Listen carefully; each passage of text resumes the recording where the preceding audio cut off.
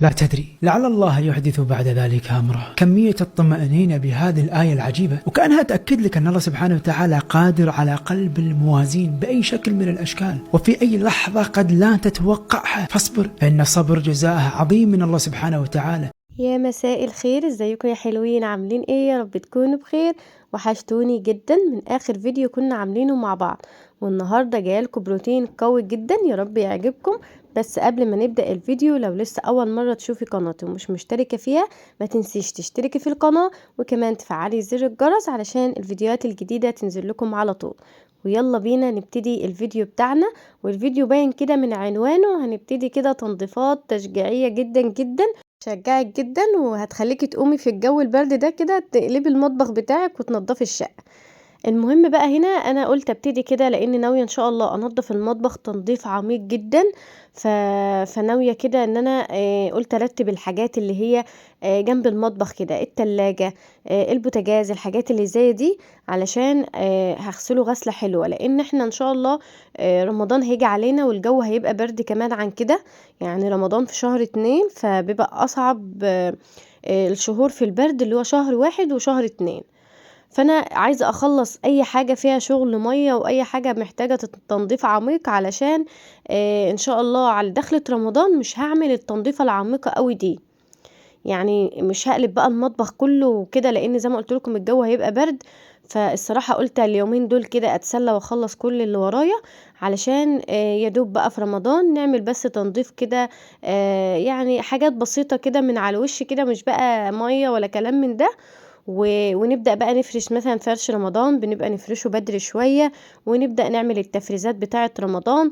فاحنا ورانا حاجات كتير جدا، يا دوب كده قدامنا شهر 1 ونص كده شهر 2، يعني معانا شهر ونص كده نقلب فيهم الشقة. والحمد لله هناخد اجازة للمدرسة في اول يعني في اخر شهر 12، فممكن يعني نفضل قاعدين كده شهر ولا حاجة ان شاء الله لما المدارس تبدأ تاني.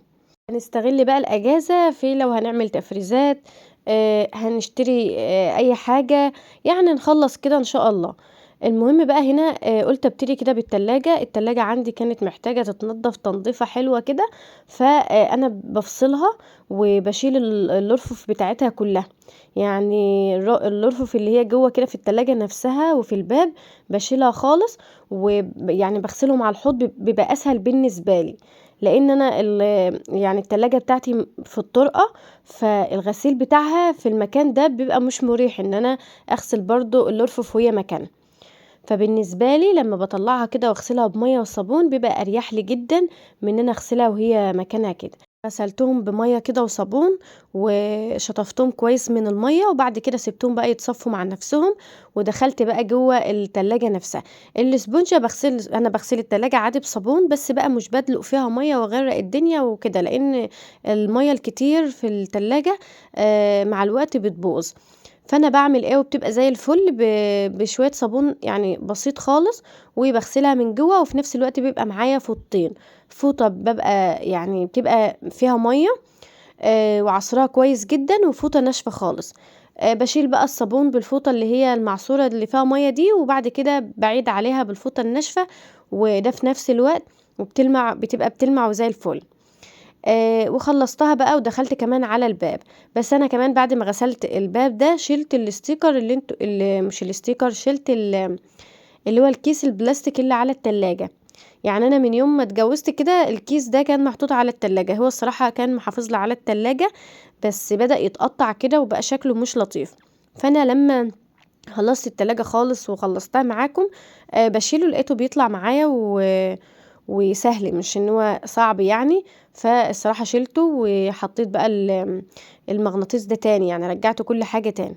المغناطيس ده كده بيبقى عليه اذكار الصباح، فحطيته على التلاجة. بتبقي داخلة بقى الحمام، داخلة المطبخ، بيبقى يعني في الطرقة كده الصراحة، يعني بتقرأي اي حاجة وانت معدية.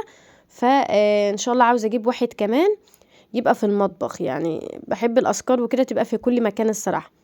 المهم بقى خلصت التلاجة وسبتها تنشف زي ما قلت لكم، وخلصت الباب بتاعها بقت زي الفل. بعد كده بقى غيرنا هدومنا بقى من المية والغسيل والحاجات دي، وقلت بما ان النشاط واخدني بقى اعمل كده كيكايه سريعه في الجو ده. اليومين دول الجو الصراحه بيبقى برد قوي بالليل، لكن يعني حلو بالنهار، يعني من بعد الظهر كده الشمس بتبقى طالعه وبيبقى دافي، لكن بيبدأ بقى بالليل الجو الصراحه بيبقى ساقع قوي. فالحمد لله ان هو اليومين دول دافي، فانا زي ما قلت لكم استغلوا بقى اليومين دول. لو في حاجة عاوزة تتعمل في البيت لسه قدامنا وقت طويل، ما نجيش بقى ايام رمضان تلاقيكي بتجري حوالين نفسك كده وما انتش عارفة تخلصي ايه ولا ايه. لكن انا قلت ابتدي تنظيف بدري. طبعا في حاجات كتير هنضفها ان شاء الله على دخلة رمضان في الشقة، لكن شغل المية زي ما قلت لكم في الجو البرد ده لا، يعني قلت اعمله دلوقتي لان الجو لسه كمان هيبدأ يبقى صعب. اللي محتاج بقى كمان عاوز يتنضف معايا الأجهزة الكهربائية، بس زي ما قلت لكم يعني قلت اعمل حاجة كده مش كله في وقت واحد. زي الخلاط زي ما انتم شايفين اصلا متبهدل، المفرمة عندي برضو شوية متبهدلة. اي جهاز كهربائي عندي قلت ان شاء الله في يوم بشوية كلور كده واغسله مغسلة كويسة حلوة، علشان برضو ان شاء الله في رمضان تبقى الأجهزة كمان معايا نظيفة. المهم هنا بقى جينا للكيكايه دي، عملتها معاكم كتير وطريقتها سهله وبحب اعملها في الخلاط. يعني المضرب بيبقى موجود وكل حاجه، بس بالنسبه لي لما بكون مستعجله او ببقى عامله شغل مثلا في البيت او كده ببقى عاوزه الحاجه اللي اعملها بقى انجز فيها بسرعه كده. فقلت اعمل كيكايه بسرعه. حطيت 2.5 كوباية من الدقيق وعليهم بيكنج باودر، ودول سبتهم كده في جنب. وفي الخلاط بقى حطيت بيضتين وفانيليا، وحطيت كمان 1.5 كوباية سكر، وكوباية الا ربع كده من الزيت، وكوباية فروتو او عصير برتقال. وبضرب ده كله كده في الخلاط، وبنزل على الدقيق وخلاص، وبحطها بقى في صينيه مدهونه زيت كده او زبده، وادخلها على درجه حراره 180 في الرف اللي هو الاوسط ده، بتبقى حلوه صراحه وطعمها حلو. قلت اعملها كده كيكه برتقال تكون خفيفه مع شويه شاي في الجو الحلو ده. المهم عاوزه افاجئكم برضو واقول لكم ان انا بدات كمان ادور كده على لبس العيد. يعني قلت برضو اخلص من اللبس دلوقتي علشان في رمضان ما بحبش انزل الصراحة الف كده في رمضان، وكمان الشهر بيخلص بسرعة، وتلاقي كمان بقى وراكي في رمضان كذا حاجة مع الفطار مع كل ده.